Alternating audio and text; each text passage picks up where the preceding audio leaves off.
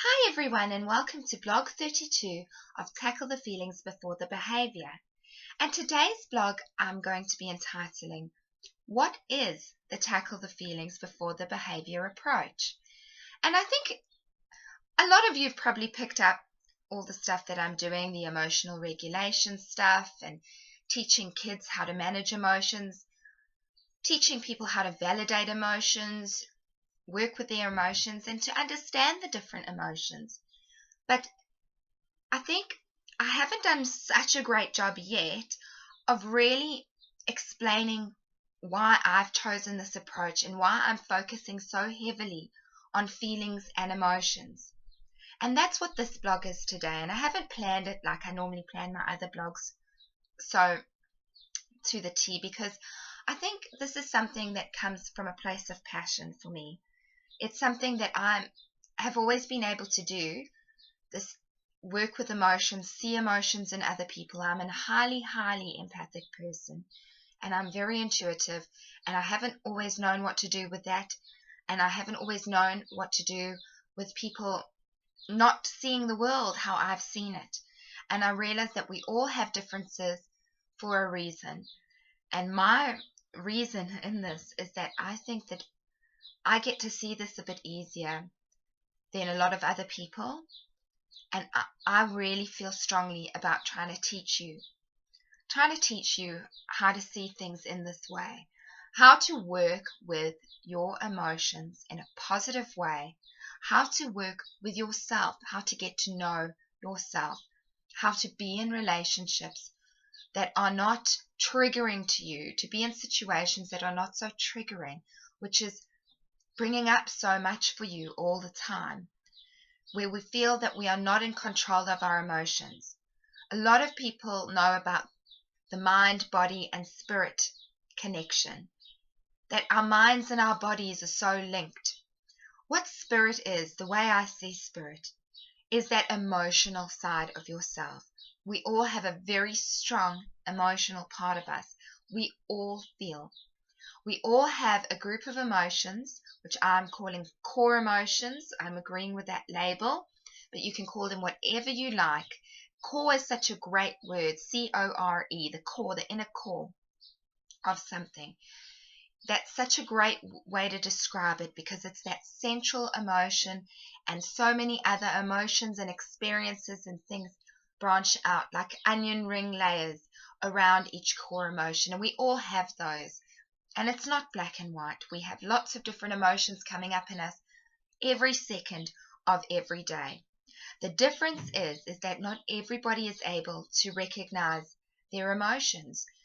They're not able to recognize those reactions in themselves, what people call gut reactions.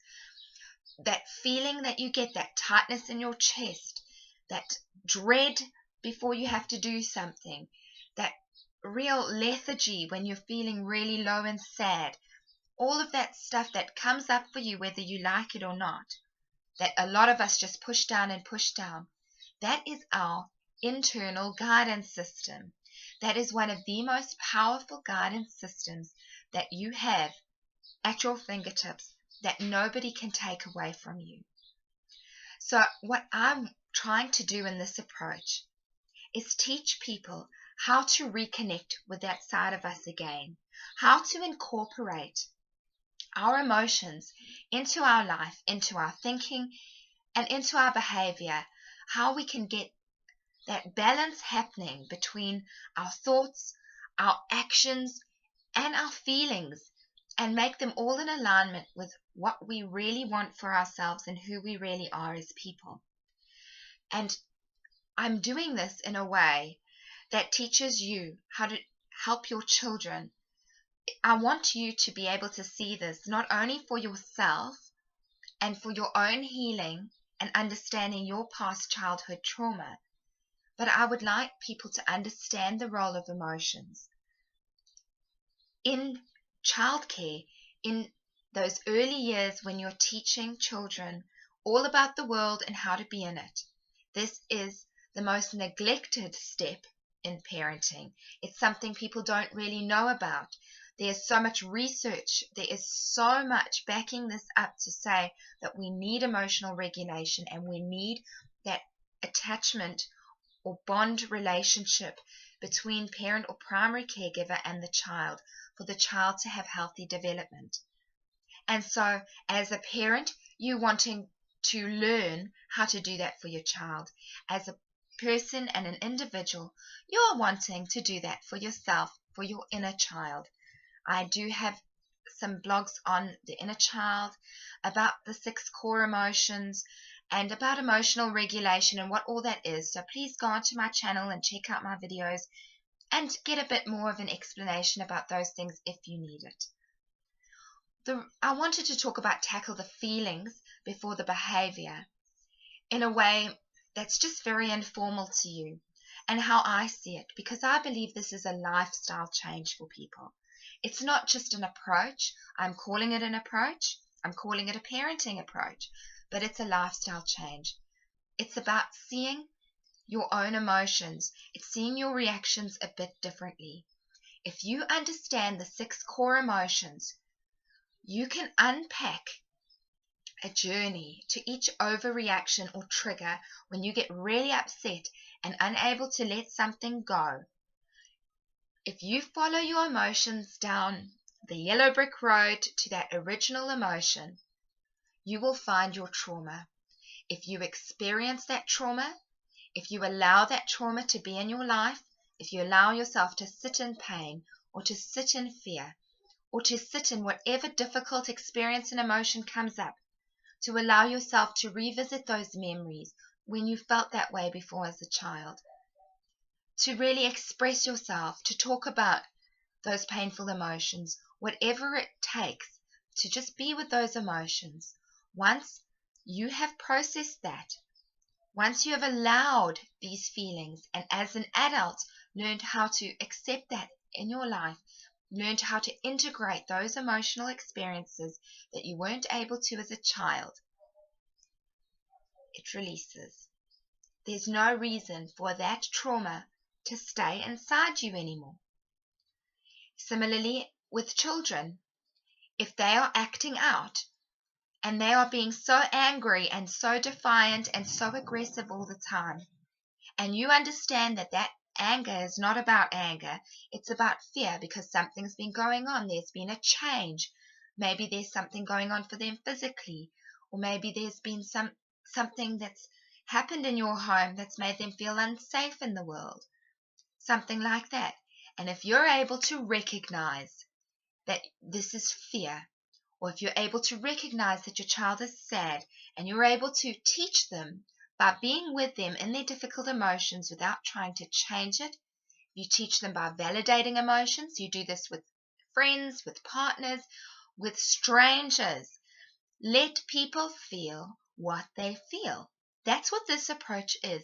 It's about making it okay, helping people to feel supported in their difficult emotions, standing by one another and allowing us to just feel, to have feelings, to talk about feelings, to talk about our painful pasts, to talk about our painful experiences, to grieve, to be disappointed, to feel angry.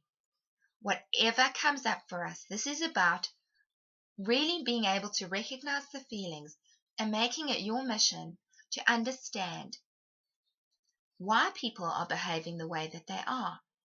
If you understand that, instead of thinking that everything is coming as an attack to you, that everything is about you, and you change that to thinking that everything is a reaction to trauma. It is a reaction to triggers.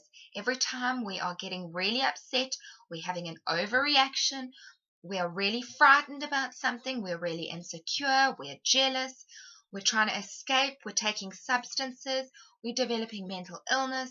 All of that is coming from a place of unprocessed emotions, of a lack of self-trust, a lack of self-esteem, a lack of inner resources to be able to cope with our pain, with our challenges, with our difficult experiences. And that is what that is.